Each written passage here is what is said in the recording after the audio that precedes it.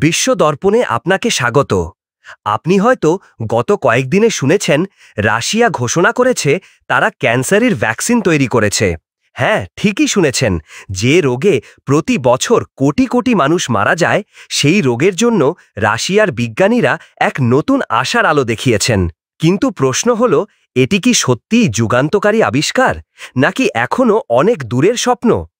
আজ আমরা জানব এর পেছনের বিজ্ঞান, ভূ রাজনীতি, অর্থনীতি আর সাধারণ মানুষের আশা ভয়ের কাহিনী। প্রথমেই আসি, ক্যান্সার আসলে কেন এত মারাত্মক? বিশ্বে প্রতি বছর প্রায় 1 কোটি মানুষ ক্যান্সারে মারা যায়। এটি একটি রোগ যেখানে শরীরের কোষ নিয়ন্ত্রণ হারিয়ে অযাচিতভাবে বাড়তে থাকে। চিকিৎসা কঠিন, কারণ ক্যান্সারের 500-র বেশি ধরন আছে। কেমোথেরাপি, রেডিয়েশন, সার্জারি সবই আছে, কিন্তু খরচ প্রচুর, পার্শ্ব প্রতিক্রিয়া ভয়ঙ্কর। তাহলে যদি সত্যিই ভ্যাকসিন তৈরি হয়, এটি চিকিৎসা বিজ্ঞানের ইতিহাসে এক অভূতপূর্ব বিপ্লব হবে। রাশিয়ার ভ্যাকসিন আসলে কি? রাশিয়ার বৈজ্ঞানিকরা দাবি করেছেন তারা এমন এক ভ্যাকসিন তৈরি করেছেন যা শরীরের ইমিউন সিস্টেমকে ক্যান্সার কোষ চিনতে শেখায়। এটি প্রতিরোধমূলক, প্রিভেন্টিভ, না শুধু চিকিৎসামূলক, থেরাপিউটিক, সেই ব্যাপারেও বিভ্রান্তি আছে। প্রাথমিক পরীক্ষায় এটি ক্যান্সার টিউমার কমাতে সক্ষম হয়েছে বলে জানানো হয়েছে। রাশিয়ার স্বাস্থ্য মন্ত্রণালয় ঘোষণা করেছে ক্লিনিক্যাল ট্রায়াল শীঘ্রই শুরু হবে।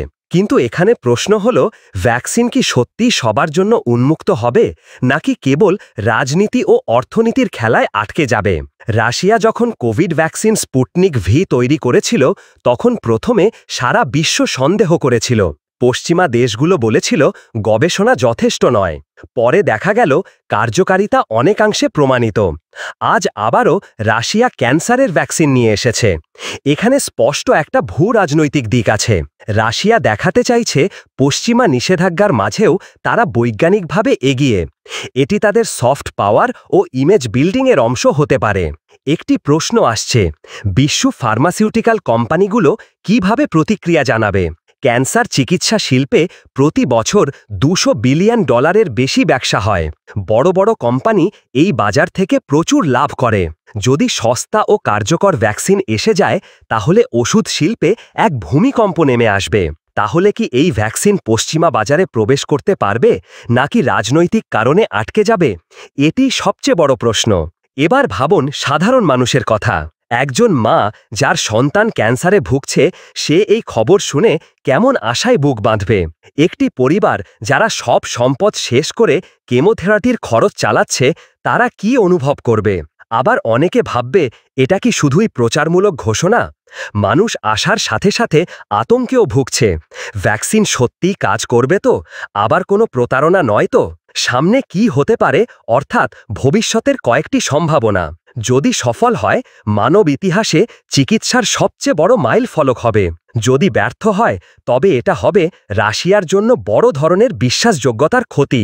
আংশিক সফল হলেও, কিছু বিশেষ ধরনের ক্যান্সারের জন্য কার্যকর হলেও, সেটাই বিশাল অর্জন হবে। কিন্তু নিশ্চিতভাবে বলা যায়, এই ভ্যাকসিন নিয়ে আগামী বছরগুলোতে বিজ্ঞান ও রাজনীতির লড়াই একসাথে চলবে। রাশিয়ার এই ঘোষণা হয়তো সত্যিই আমাদের সামনে এক নতুন ভোরের ইঙ্গিত দিচ্ছে। ক্যান্সার চিকিৎসা হয়তো আর অচিরেই বিলাসী স্বপ্ন নয়, বরং সাধারণ মানুষের নাগালে আসতে পারে তার কয়েকটি বছরেই। কিন্তু সেই ভোর আসার আগে আমাদের অপেক্ষা করতে হবে। বিজ্ঞানী সমাজ, আন্তর্জাতিক গবেষণা এবং মানুষের অভিজ্ঞতা কি বলে তা দেখার জন্য। তাহলে আপনার কি মনে হয়, এটি কি সত্যিই একটা নতুন শুরু, নাকি এখনও অনেকটা পথ বাকি?